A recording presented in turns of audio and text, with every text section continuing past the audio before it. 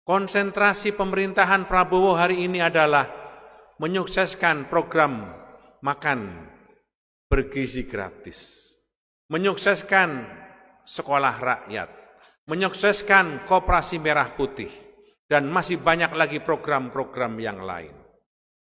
Makan bergizi gratis adalah upaya bukan hanya meningkatkan gizi para generasi pelanjut kita 10-20 tahun yang akan datang.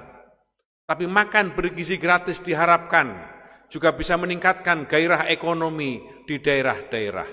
Bisa meningkatkan partisipasi angkatan kerja, bahkan untuk jangka panjang bisa mengurangi beban BPJS karena akan tercipta generasi yang lebih sehat dari yang sekarang ini.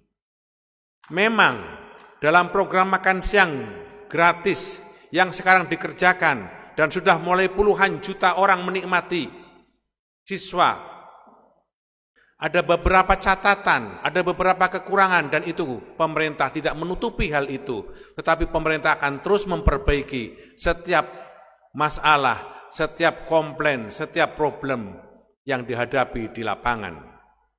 Tetapi saudara-saudara sekalian yang saya hormati, banyak para siswa, banyak para santri, banyak para anak-anak sekolah-sekolah di daerah-daerah yang merasa terbantu dengan program ini.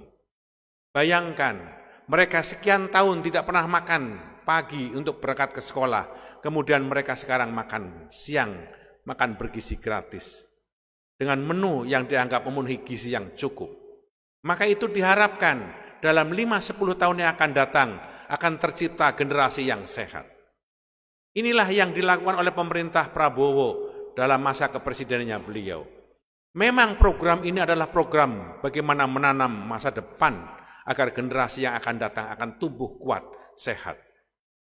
Karena itu kalau kemudian program ini diukur dalam hitungan bulan, tentu saja tidak terlalu fair karena program ini adalah program untuk jangka panjang. Termasuk bagaimana menciptakan tenaga kerja.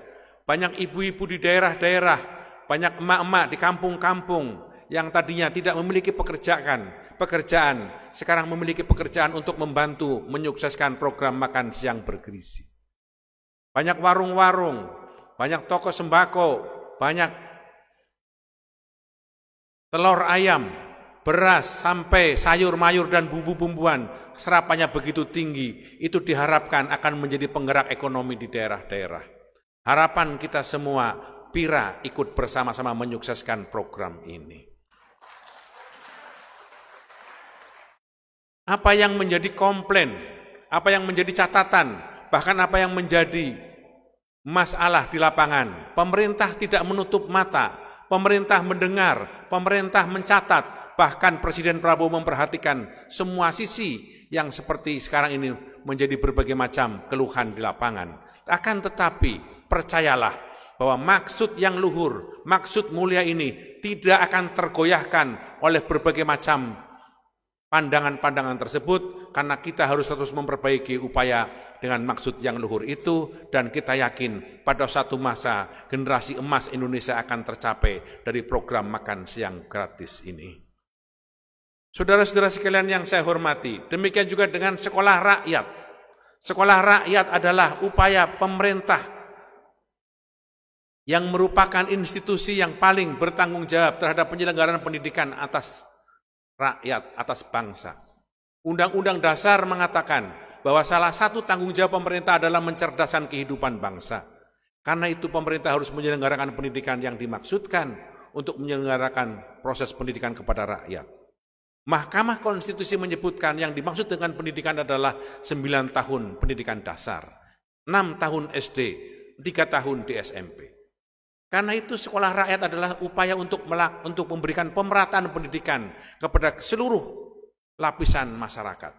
Itu sebabnya sekolah rakyat dimaksudkan untuk mereka-mereka orang-orang yang bergolong ekonomi lemah, ekonomi yang terbawah.